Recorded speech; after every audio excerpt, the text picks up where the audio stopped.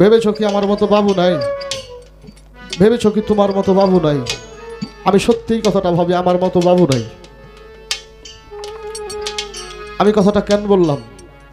বাবু তো আমরা ভালোবেসে ছোট মানুষরে কই, কি বাবা?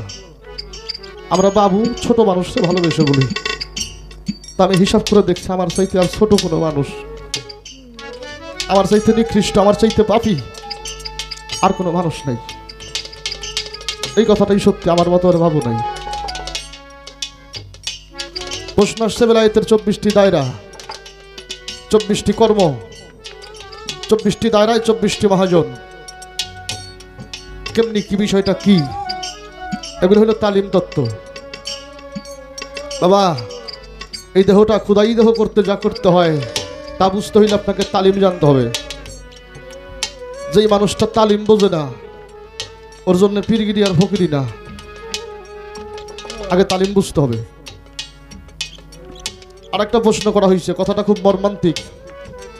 কাল হাসরের মাঠে নবী কাঁদবে, ইয়া হাবলি উম্মতি, ইয়া হাবলি উম্মতি, আমার উম্মতের উপায় হবে কি? এই যে পার্থিব জগতে এসে আমরা পীর মুর্শিদ ধরছি, এরা কি বলবে হাসরের মাঠে? মর্মান্তিক দুইটা কথা আমার কাছে তার জানা দরকার। তো আমাদের রোস্তম পীর সাহেব কয় যে বিচ্ছেদ গাও, বিচ্ছেদ, বিচ্ছেদ গাইতে হয় না, বিচ্ছেদ হয়ে যায়।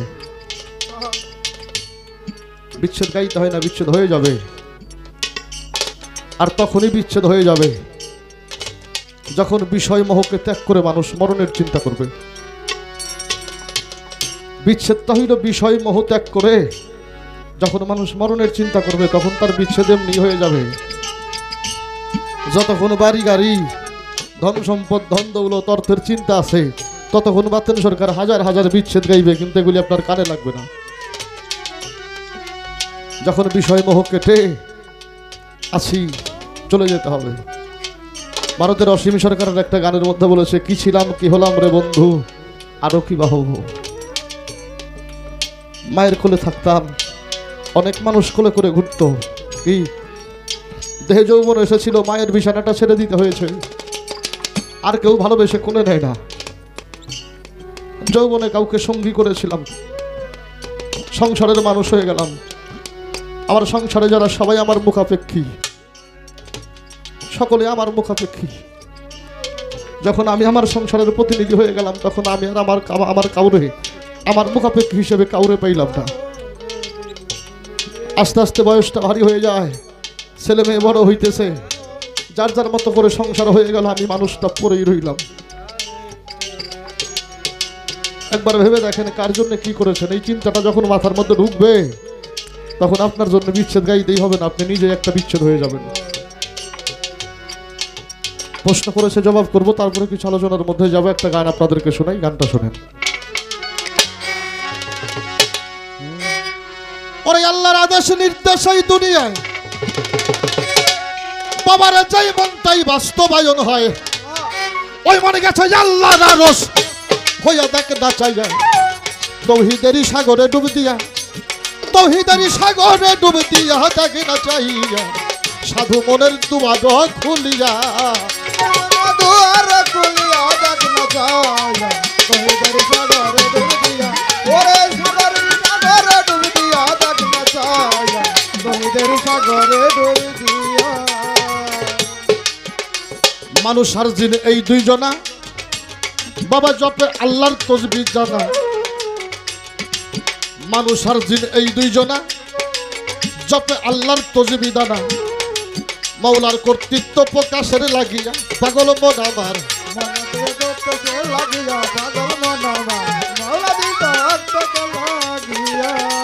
ওরে দেখ আরশের শব্দ রাশি,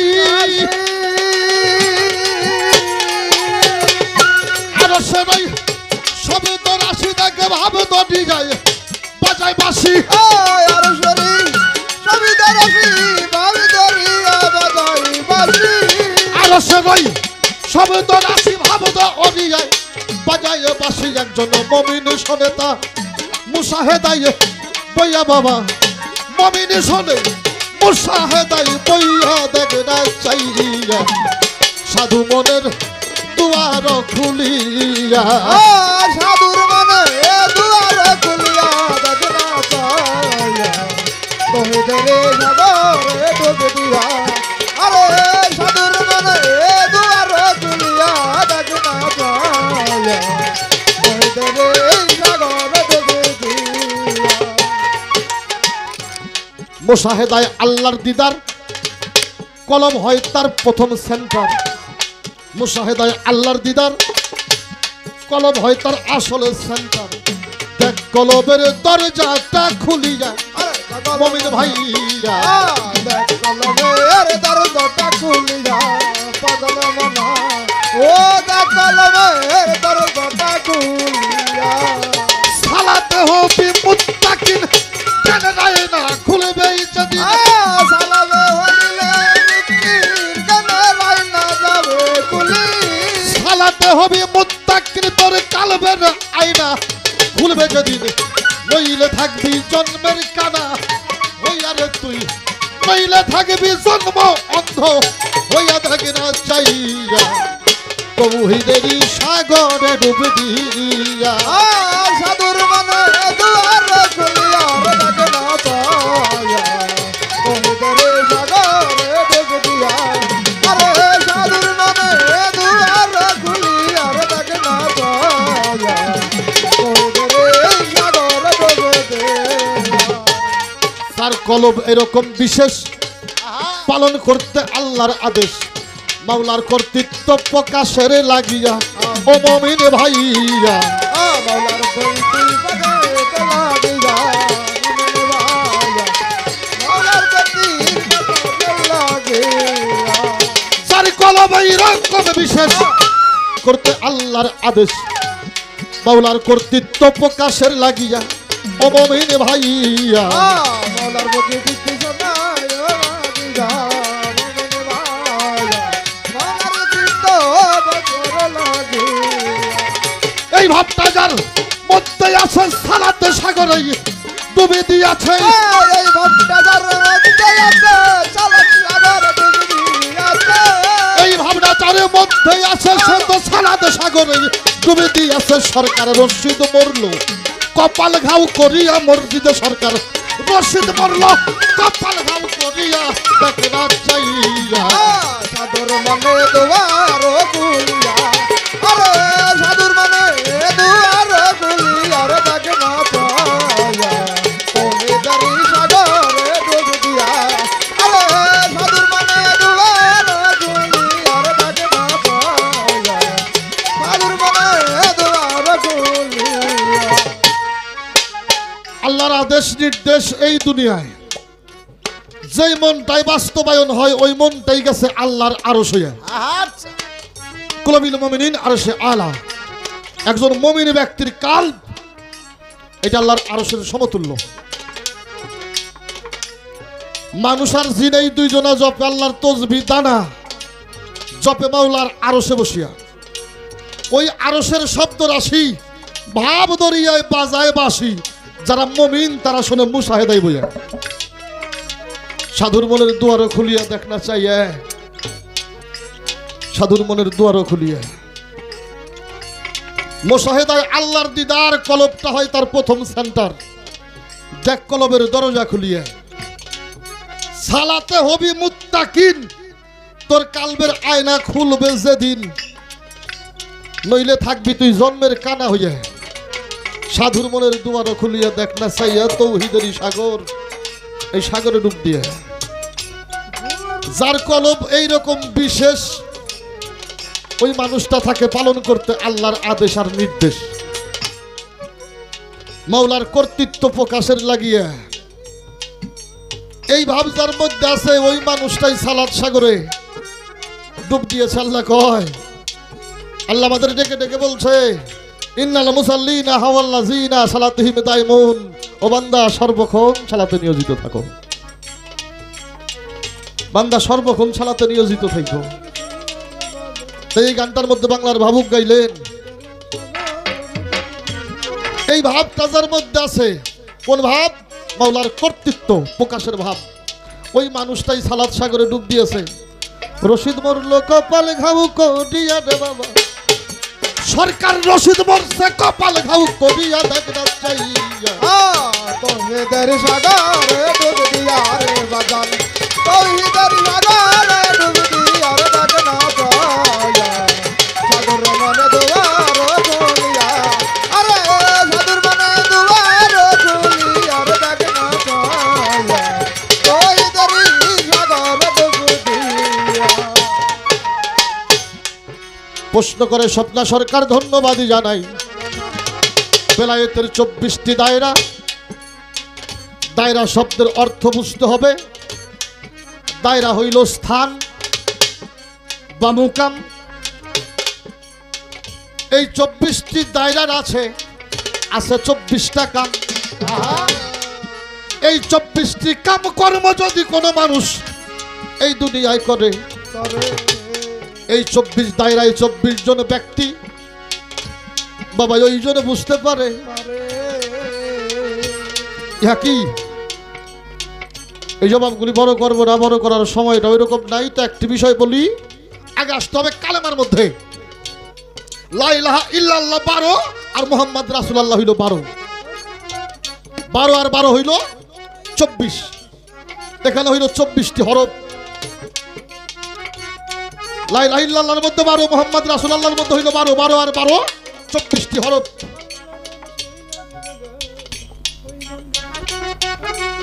আমলের জায়গায় দাঁড়িয়ে বলি,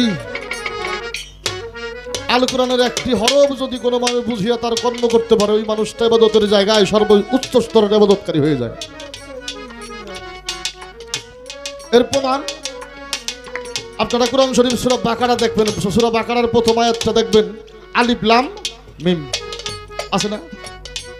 সূরা বাকারার প্রথম নাম্বার আয়াতটা যদি মোবাইল থেকে বের করেন দেখেন, এখানে আলিফ লাম মিম। এর কোনো তাফসীর আজ পর্যন্ত কোনো তাফসীর কারক করে নাই। শুধু এর নিচে লেখা আছে এর মূল মাহিত্য যা, এটা আল্লাহই ভালো জানে। আর এগুলি জানে আল্লাহওয়ালা মানুষ যারা।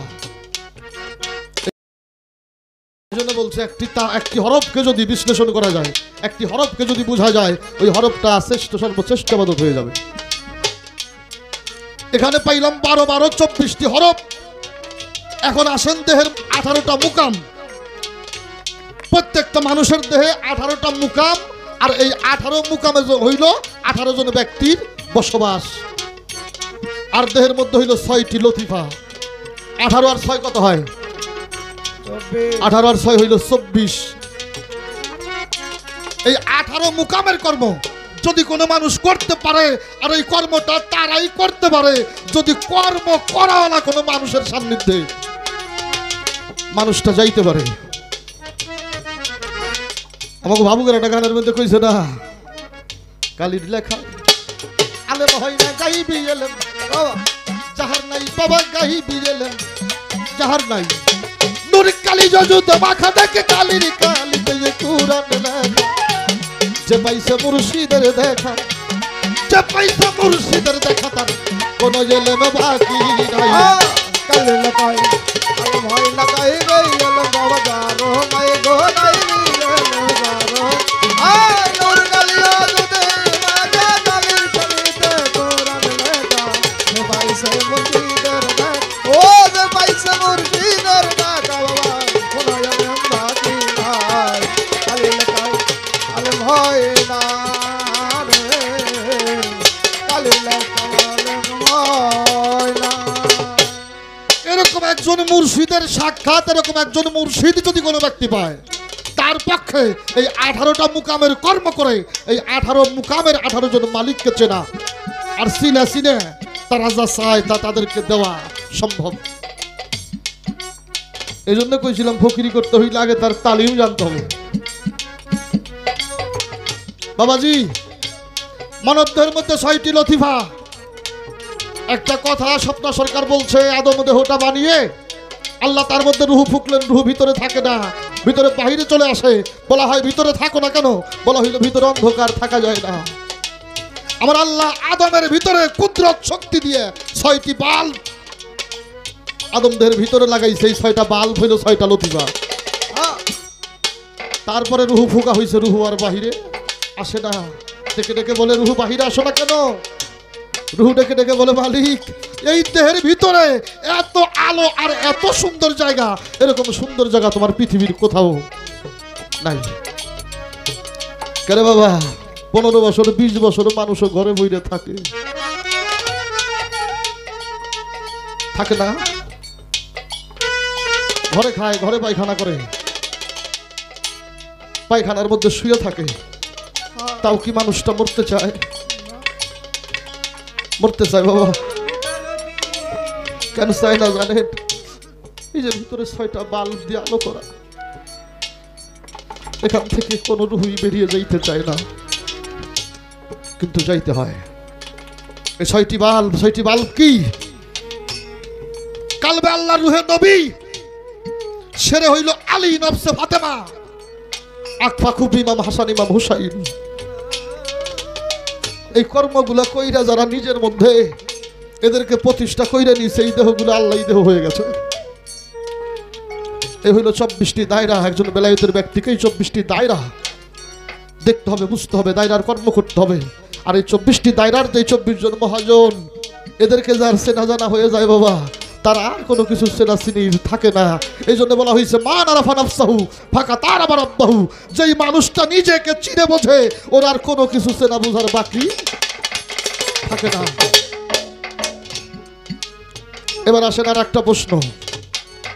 কাল হাসরের মাঠে নবী বলবে ইয়া হাবলি উম্মতি, ইয়া হাবলি উম্মতি, ইয়া হাবলি উম্মতি। আমার উম্মতের উপায় হবে কি? আমার উম্মতের উপায় কি? পীরেরা কি করবো? পীরেরা কি করবে? আপনারা একটা দলিল পড়বেন, পীরদের ক্ষমতা কতটুকু। আমার নবীজি বলেছে ওয়ালা কাম্বি বানি ইসরাইল।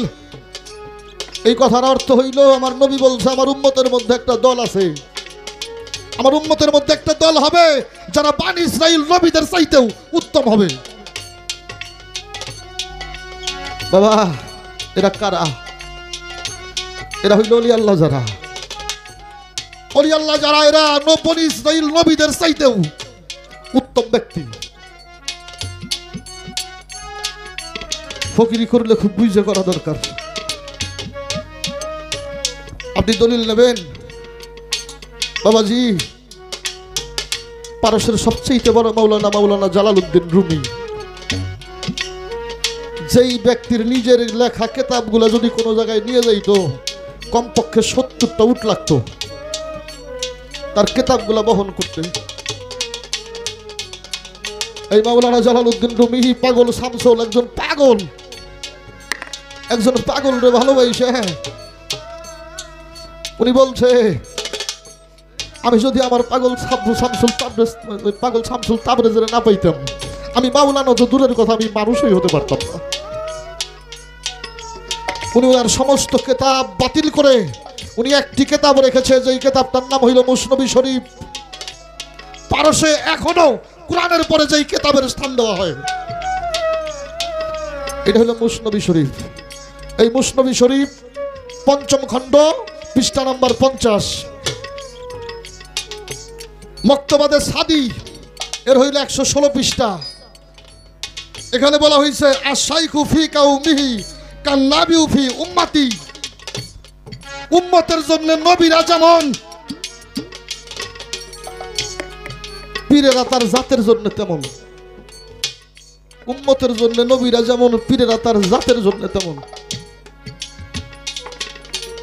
আর ভাই কাল হাসরের মাঠে আল্লাহর ওলিরা ঐক্য হবে। আল্লাহর ওলিদের আল্লাহ ডেকে ডেকে বলবে তোমরা জান্নাতে চলে যাও। তোমরা এখানে কেন? জান্নাতে যাবো ঠিক আছে, আমার সাথে থাইকা, আমাদের সাথে থাইকা যারা তোমার ইবাদত করছে, আমাদের সাথে থাইকা যারা তোমার জিকির করছে, আমাদের সাথে থাইকা যারা রুকু করছে, সিজদা করছে, যারা পৃথিবীতে আমাদের সাথে ছিল, তারা কোথায়? তাদেরকে না নিয়ে তো যাবো না। আল্লাহ বলবে যে যার সঙ্গে ছিল তাকে নিয়ে যাও। আপনারা পড়ে দেখবেন পবিত্র কোরআন শরীফ সূরা বানী ইসরাইল আয়াত নাম্বার 71। আল্লাহ বলছে কাল হাসরের মাঠে আমি প্রত্যেকটা নেতার নাম ধরে ধরে ডাকবো। আমি বাতেন আমার যদি কোনো নেতা থাকে তার নাম ধরে আমারে ডাকবো, আমার নাম ধরে আমারে ডাকা হবে না। আমাদের মধ্যে নেতা কারা? আমাদের মধ্যে নেতা হইল তারা যে যার ইমাম, যে যার ইমাম। আমাদের মধ্যে ইমাম ও বাবা দুই তরফায়, একটা হইল শরীয়তের ইমাম আর একটা হইল মারিফতের ইমাম। আমি যে ইমামের লোক, আমার সেই ইমামের নাম ধরেই কাল হাসরের মাঠে ডাকা হবে। এখন আপনার থেকে বুঝতে হবে কাল হাসরের মাঠে ফিরেরা কি করব। এর চাইতে স্টেট ভালো কোনো দলিল আপনার দিয়ে পারুন না। দরদি আপনার প্রশ্নের আলোচনা শেষ। পীরেরা, ও বাবা একটা কথা বলি, আমরা মাঝ ভান্ডার দরবার শরীফটা তো সবাই চিনি না? মাঝ ভান্ডার দরবার শরীফ, হযরত আহমদুল্লাহ মাঝ ভান্ডারী, ওনার একটা মহিলা ভক্ত, উনি ডাকতো ফুলি পাগল্লি কইয়া। কথাটা শুনবেন, ফুলি পাগল্লি কইয়া ডাকতো। গোলাম আহমদ মাঝ ভান্ডারী বাবা যান যাবে হজ করার জন্য। আর এই ফুলি পাগল্লি কইল, বাবা তুমি হজে যাইবে, এই তোমার গাঁটটি টানবো কিনা, তোমার গাঁটটি টানবো কিনা, আমার সাথে করে নিয়ে যাও। আহমদুল্লাহ মাঝ ভান্ডারী বাবা যান ডাক দিয়ে কয়, ফুলি পাগল্লি তুই তো মেয়ে মানুষ রে, তোরে খেম্বা করে নিয়ে যাম, গাঁটটি টানা লাগবো না। আহমদুল্লাহ মাঝ ভান্ডারী বাবা যান চলে গেছে হজ করার জন্য। উনি বিমান থেকে নামছে, যাই হ্যাঁ মক্কায় যে ওনার জন্য একটা রুম নির্ধারণ করা হয়েছে। এখনো হাজিগণ গেলে তাদের থাকার একটা ব্যবস্থা এখানে করা হয়। আহমদুল্লাহ মাঝ ভান্ডারী বাবা যান, ওনার ব্যাগটা পায় না, ওনার ব্যাগ পায় না। কেন ব্যাগ গেল কই, ব্যাগ গেল কই? এই অবস্থায় দেখে ফুলি পাগল্লি ব্যাগ নিয়ে দৌড়ে বাবা জানের সামনে যেয়ে দাঁড়াইছে। ডাক দিয়ে কয়, বাবা কেমনে? এই ফুলি পাগল্লি কেমনে সম্ভব, তুই কেমনে আইলি? ফুলি পাগল্লি ডাক দিয়ে কয়, বাবা দয়ালু যদি কোনো ভক্তের ডাকে সে কি থাকতে পারে, আমার এই কাজ তো ঠিক আছে, কিন্তু ডাকো কেন? যদি পারো এরকম একটা মানুষের তাবেদার হয়ে যাও, এরকম একটা প্লেন যদি পারো করো। বলাটাই রয়ে গেল, কিছুই করা হয় নাই। এই পীর মুর্শিদরা পারে না, এরকম কি আছে? আমরা এনায়েতপুর ভান্ডার শরীফ, এনায়েতপুর একটা দরবার, এই দরবারের মাশায়েখ খাজা ইউনুস বাবা যান, নাম শুনছেন অনেকেই। বাবা জানের একজন ভক্ত, ওনার বাড়ি হইল যমুনার পারে, নাম হইল মফিজ। ওনার নাম হইল মফিজ। হঠাৎ করে মফিজ রে ডাইকা বাড়তে নিছে, বাড়তে নিয়ে কয়, মফিজ এক কাজ কর, তোর জায়গা জমি ঘর বাড়ি যা আছে সবকিছু বেইছে আমারে দিয়ে দে। প্রেম করতে গেলে দুইটা জিনিস লাগে রে, ভালো একটা হেড লাগে আর ভালো একটা হার্ট লাগে। মফিজ কয়, বাবা তোমার জিনিস তুমি নিবে, হ্যাঁ তোর কথা ঠিক আছে, কিন্তু এগুলো যদি আমি বিক্রি করি আমার সিগনেচার দলিলে চলবো না, এই সিগনেচার তোর করতে হবে। বাংলার ভাবুক আব্দুর রশিদ সরকারের একটা গানের মধ্যে উনি বলছে, বিয়ে করলে বউ পাওয়া যায়, এটা নিগুর সাথী মেলে না। একটা নিগুর সাথী যার জীবনে হইল না, তার জীবনে কিছুই হয় নাই। মফিজ কথাটা শুই না বাড়ি গেছে, বাড়ি যাই আমরা স্ত্রীতে ডেকে ডেকে বলে, শোনো বাবা বলছে ঘর বাড়ি জায়গা জমি যা আছে সবকিছু বিক্রি করে যান, বাবারে দিয়ে দেই। ঘরের বিবি দুইটা চোখের বাড়ি সাইডে দিয়ে কয়, বাবা যাই কথা কইছে এটা তুমি আমার জিজ্ঞেস করলা কেন? বাবা যেটা বল, বাড়ি ঘর জায়গা জমি সবকিছু বিক্রি করছে মফিজ। বিক্রি কইরা 6 বছরের একটা ছেলে, মফিজ চিন্তা করে সবকিছু পেয়েছে, বাবারে দিয়ে দিলাম, হয়তো এই ছেলেটা নিয়ে একটা থাকার জায়গা আমার জন্য দরবারে হবে। ছেলেটারে সাথে করে নিয়ে বউটা নিয়ে টাকা পয়সা বাবা জানের হাতে দেওয়ার সাথে সাথেই বাবা জান বললো, মফিজ এই মুহূর্তে দরবার থেকেও চলে যাবে। বলে, বাবা কোথায় যাবো, আমার তো কোনো কিছু নাই। বলে, এমন একটা জায়গায় চলে যাবি যেখানে তোরে কেউ চেনে না, তোরা যেখানে কেউ চিনবে না, তুই সেখানে চলে যা। মফিজ চলে গেল রংপুর। আমাদের রংপুরটা হইল নদীমাতৃক এলাকা, নদীর মাঝখানে চর পড়ছে, সেইখানে মফিজ ছোট্ট কইরে কোনো রকম একটু থাকার জায়গা কইরে ওইখানে থাকে। 1 দিন যায়, 2 দিন যায়, 3 দিন যায়। স্ত্রী ডেকে ডেকে বলে, দেখো আমরা ক্ষুধার জ্বালাটা সইতে পারি। এই যে মাত্র ৬-৭ বছরের একটা বাচ্চা খাবারের জন্য কান্না করে, ওর জন্য কিছু খাবারের ব্যবস্থা করা যাবে না? মফিজ চলে গেল রাস্তায়, অচেনা মানুষ, কেউ তার কোনো কাজ দেয় না।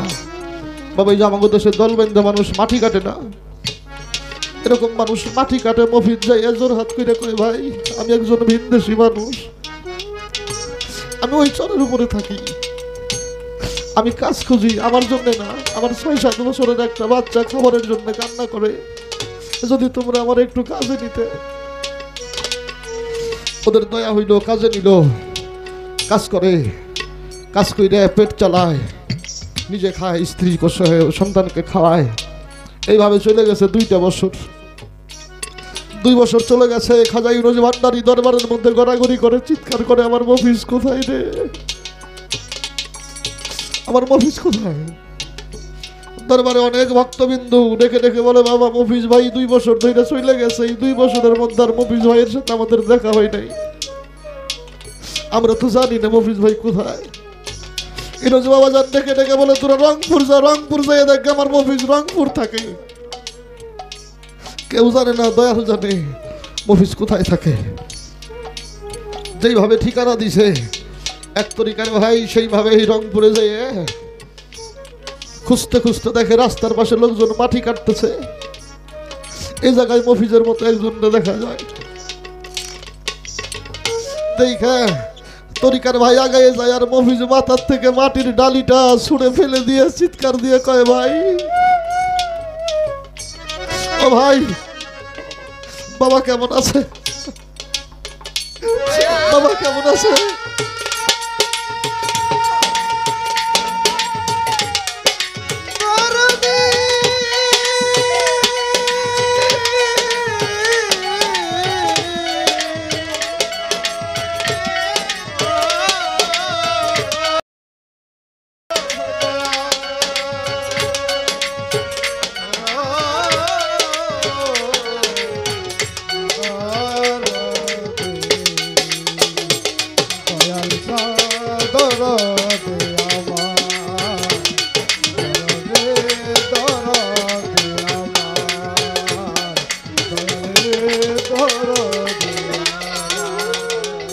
ভাই ডেকে ডেকে বলে, যে মানুষটা তোরে সর্বশান্ত করে দিল, তুই আমারে আমার কথা জিজ্ঞাইলি না, তুই তার কথা জিজ্ঞেস করিস।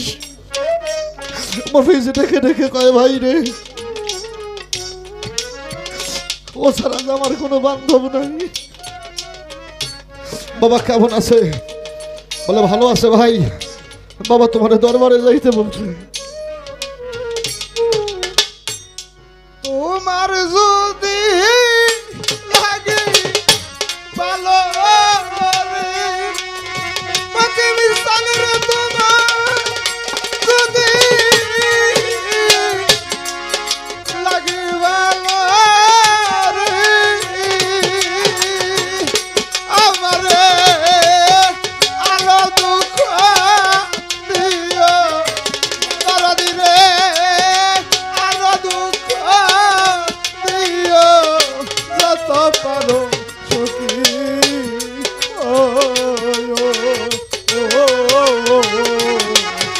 আমার কান দয়া বান্ধবী রে,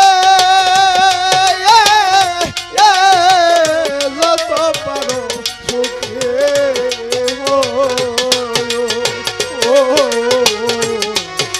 আমার কান দয়া বান্ধবী রে,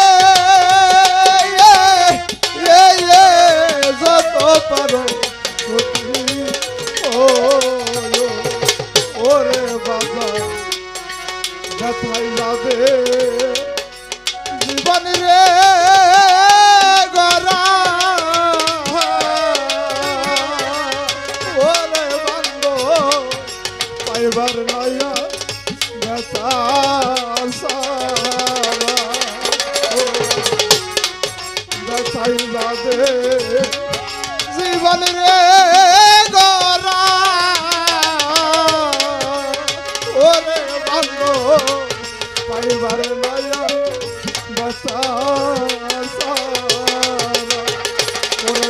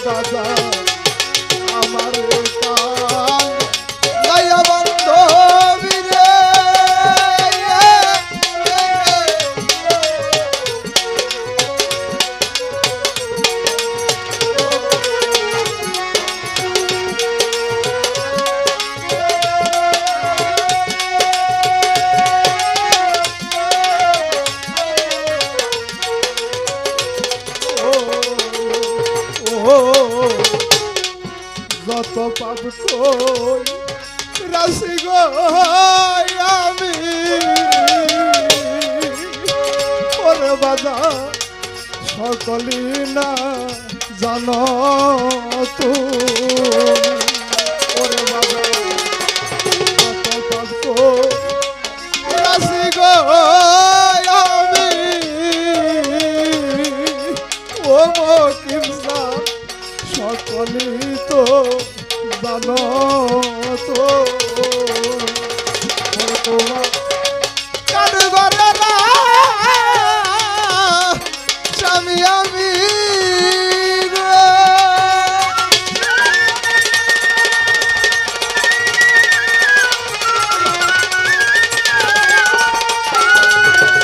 ওরে তোমার কারিগর রায়তা রায়ার স্বামী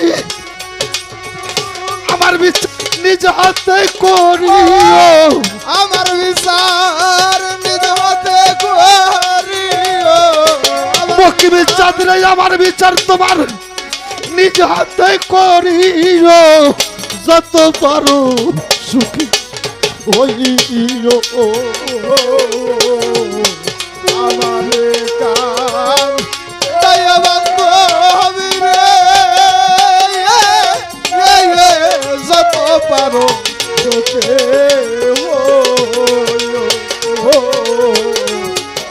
আমারে কান দয়া বান্ধবী রে যত পারো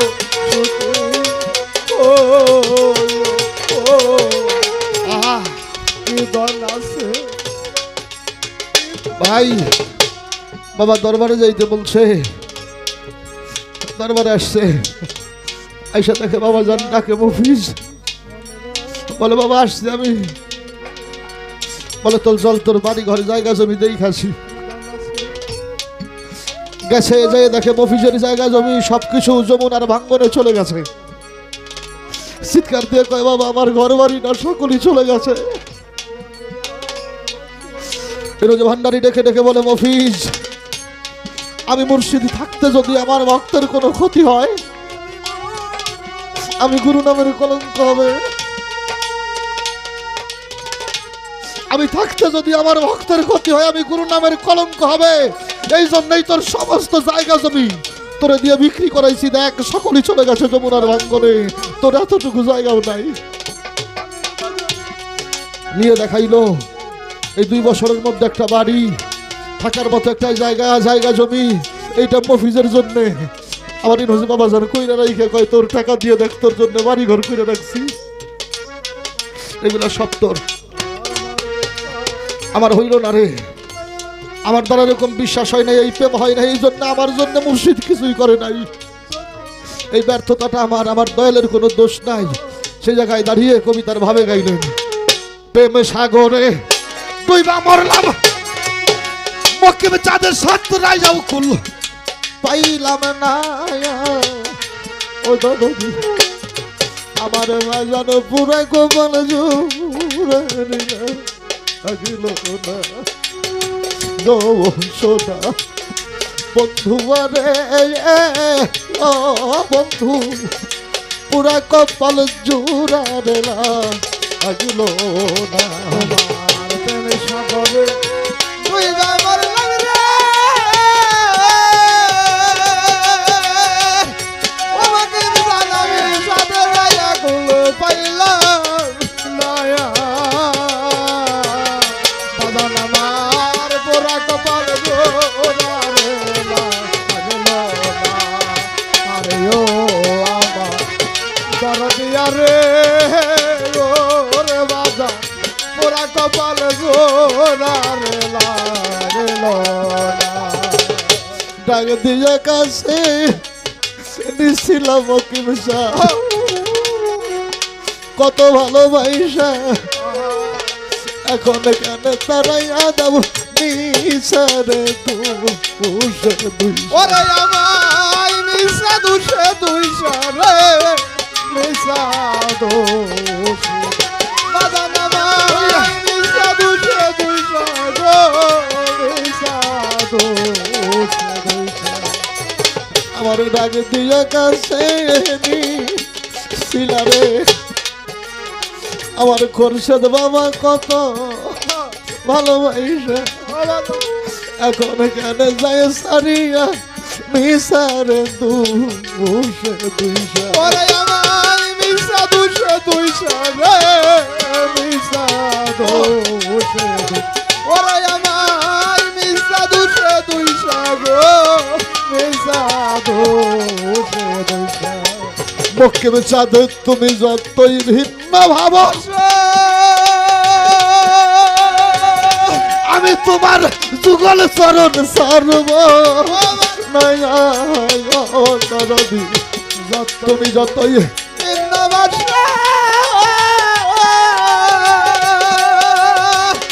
আমার কালো চন্দ্রে আমার রূপা চাঁদে তোর যুগল চরণ সর্বনায়া ওরে আমার পুরা কপালার জোরার লাগলো না দরদিয়া রে ওরে বাজান ওরা কপাল তোরা রে লাগলো না আরে ও আমার দরদিয়া রে ওরে বাজান ওরা কপাল তোরা রে লাগলো রোস্তম পাগল আকাশের আর উদয় হয় না রে ওরে আমার মন আকাশের চান্দ পিরিতেরি পরশ দেয় না আমার পরাণ ও গোবিন্দ ওরে আমার পরাণ গোবিন্দ রে পরাণ গোবিন্দ ওরে আমার পরাণ গোবিন্দ রে পরাণ গোবিন্দ আকাশে আর উদয় হয় না রে ওরে আমার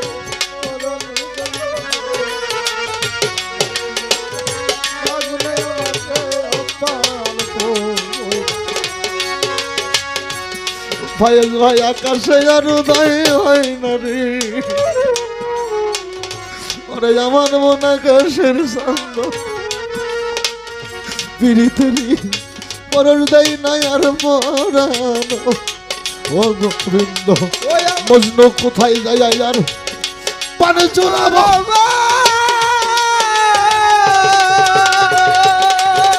ওরে আমার এমন বান্ধব পাইলাম না দরদি কোথায় দয়া প্রাণ জুড়াবে এই জগতে কেমন বন্ধ পাইলাম না আমি কোথায় যাইয়া পান চুরাবো ও ধলা ভাই এমন মানুষ আর দেখি না আমার পুরা কপাল জোড়াবে না আরে ও আমার দরদিয়া রে ওরে বাজান পুরা কপাল জোড়া রে লাগলো না আরে ও আমার দরদিয়া রে ওরে বাজান পুরা কপাল জোড়া রে লাগলো না ও আমার দরদিয়া রে ওরে বাজান পুরা কপাল জোড়া রে লাগলো না তোরে ভালোবাসতে পারলাম না কি বেচা ওরে আমি রজগীর মতো নইলে কি তোর প্রেমাগুনে আমার এই কপাল পুরিত ওরে আমার এই কপাল পুরিত রে এই কপাল পুরিত ওরে আমার এই কপাল পুরিত রে এই কপাল পুরিত আমি ভালোবাসতে পারলাম না তোরে আমার পাগল রজগীর মতো নইলে কি তোর প্রেমাগুনে আমার এই কপাল পুরিত আমার এই কপাল পুরিত রে এই কপাল পুরিত ওরে আমার এই কপাল পুরিত রে এই কপাল পুরিত এই যে তোর বিচ্ছেদের অনল মকিমে বাবা আর সহিতে পারি না দরদ এই যে তোর বিচ্ছেদের অনল খোরশেদ বাবা আর সহিতে পারি না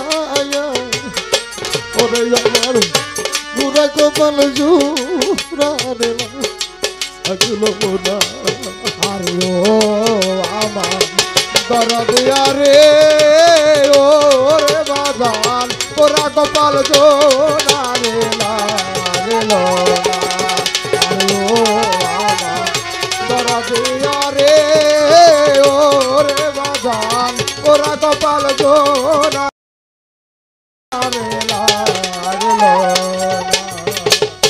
ভিন্ন লোকের ভিন্ন আঘাত রে সইতেও ভালো লাগে আপন লোকের দেওয়ায় আঘাত কমল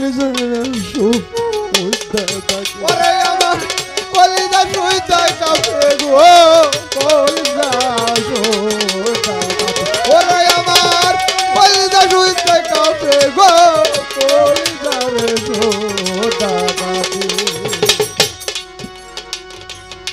কোনদিন ভাবি নাই যারা এত ভালোবাসতো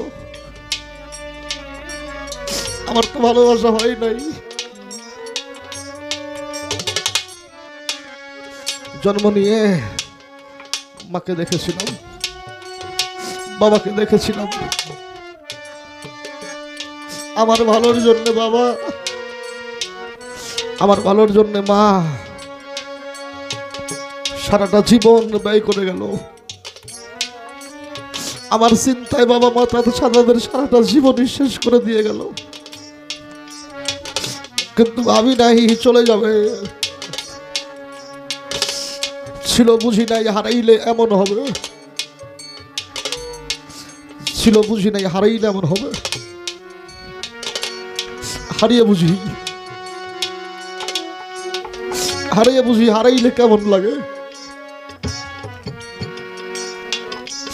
রোস্তম পাগল চিন্তা করতাম এটাই তো দুনিয়ার নীতি মানুষ আসে চলে যায়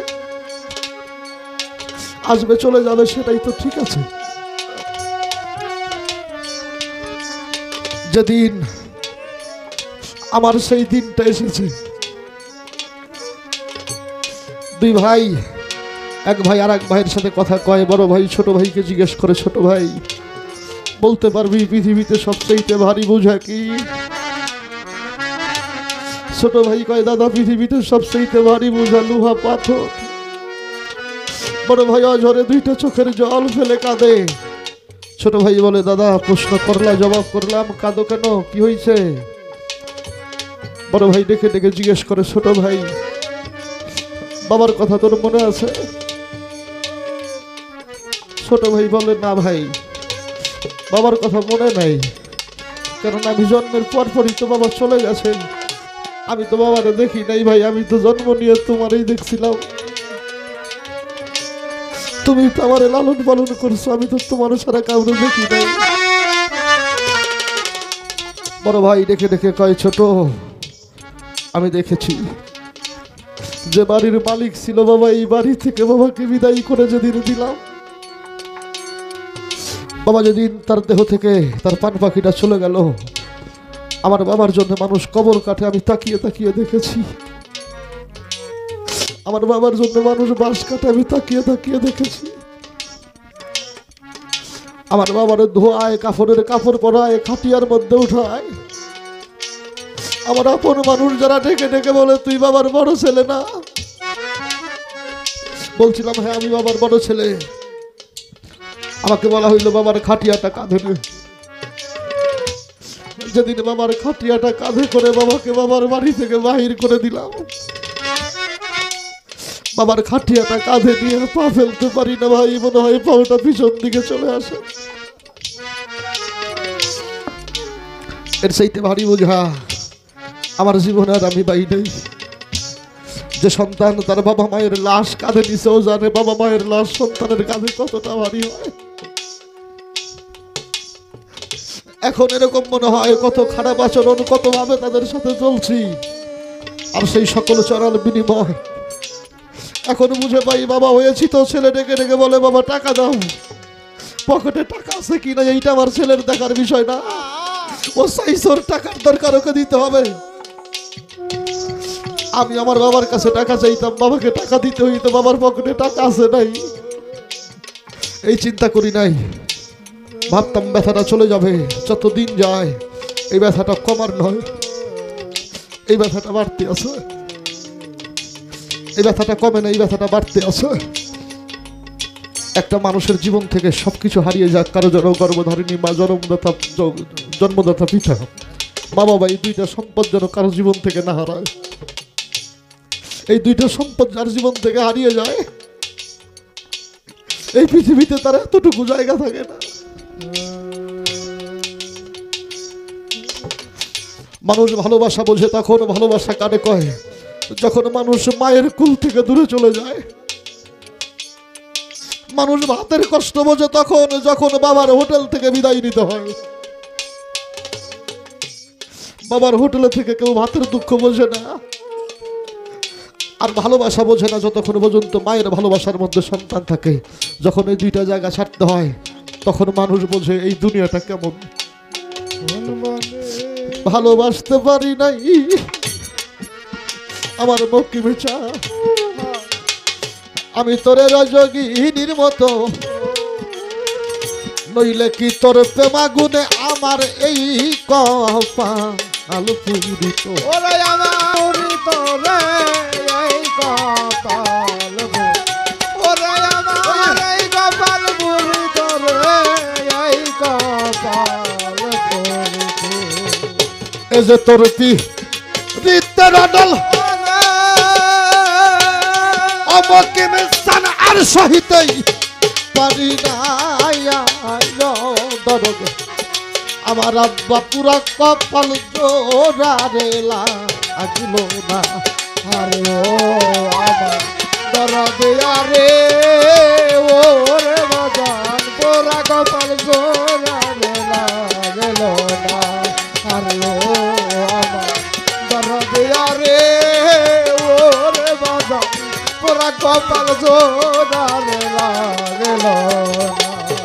ভিন্ন লোকের ভিন্ন আঘাত রে রস্তম পাগল সইতেও ভালো লাগে, আপন লোকের দেওয়া আঘাত কলজাসু বুঝতে থাকে। ওই আমার কলিজা সুদাই কাঁদে রে, কলিজা রে সুদাই, ওরে আমার কলিজা সুদাই কাঁদে রে, কলিজা সুদাই। আপন লোকের বড় আঘাত রে, ওরে আমার সইতে মিষ্টি লাগে, আপন লোকের ফুলের আঘাত কলিজা সুদাই। রশিদের বন্ধু আর দুঃখে ওরে আমার আর ঘরে থাকাই হইল না দরদি। রশিদের বন্ধু আর দুঃখে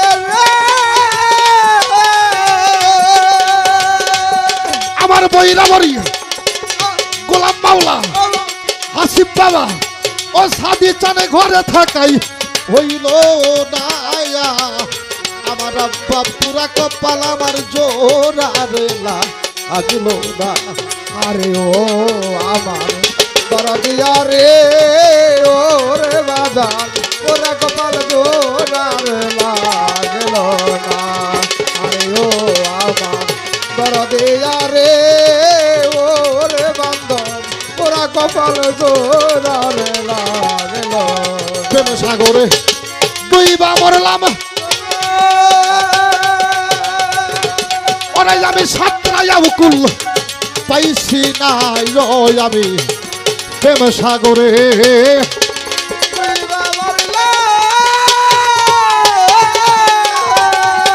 মকিম চাঁদার সাতরাইয়া উকুল পাইলাম না, আমার আব্বা পুরা কপালার জোরার লাগলো না। আরে ও সোদা বন্ধু আরে আমার কালু চান ফকির আমার মকিম চাঁদ ফকির, আমার খুরশেদ চাঁদ, আমার দরদ, আমার পুরা কপালা আর জোড়া বেলা আগেলো না।